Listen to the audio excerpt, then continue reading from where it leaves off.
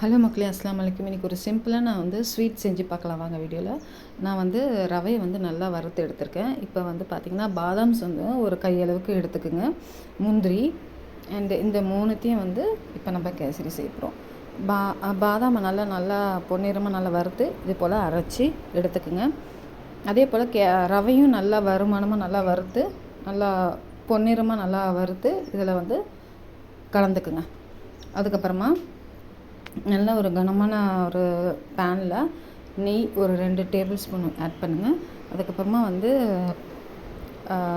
இந்த முந்திரி பருப்பை நல்லா வறுவலாக வறுத்து இந்த ரவையும் பாதாம் அரைச்சி வச்ச பாதாமையும் இதில் கலந்து நல்லா மிக்ஸ் பண்ணி விடுங்க. இது வந்து ரொம்ப சிம்பிளாக இருக்கும். ரொம்ப ரொம்ப வந்து ஹைஃபையான ஒரு பட்ஜெட் ஃப்ரெண்ட்லியாக தான் இருக்கும். ஸோ போர் அடிக்கிற டைமில் வந்து உங்கள் கிட்ஸுக்கு ஸோ வீட்டில் இருக்கணுங்களுக்கு இதை செஞ்சு ஈவினிங் டைமில் நீங்கள் செஞ்சு பார்த்து சாப்பிட்டு பார்க்கலாம். ஸோ என்னுடைய ரெசிபீஸ் உங்களுக்கு கண்டிப்பாக பிடிச்சிருக்கோம்.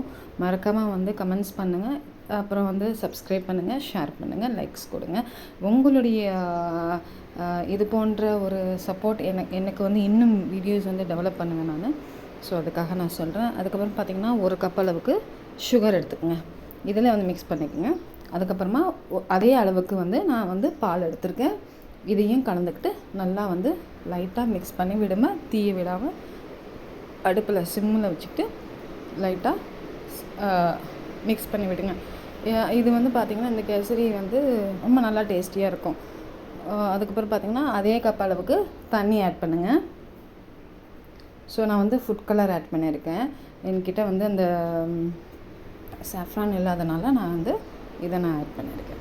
ஸோ இப்போ பார்த்திங்கன்னா கேசரி வந்து ரெடி ஆகிடுச்சு. நான் குழந்தைங்களுக்கு பரிமாறுறேன். ஸோ இது போல் என்னால் முடிஞ்ச ரெசிபீஸ் நான் அப்லோட் பண்ணுறேன்.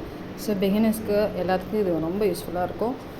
ப்ளஸ் உங்கள் ஃபெஸ்டிவல்ஸ் டைமில் இந்த மாதிரி ஒரு ஸ்வீட் வந்து செஞ்சு பார்த்துட்டு எனக்கு சொல்லுங்கள். ரொம்ப சுவையாக ஸ்வீட்டும் மலரட்டும்.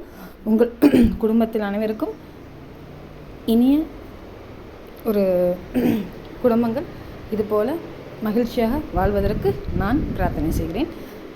என்னோடய சேனலுக்கு சப்ஸ்கிரைப் பண்ணுங்கள். Thank you so much.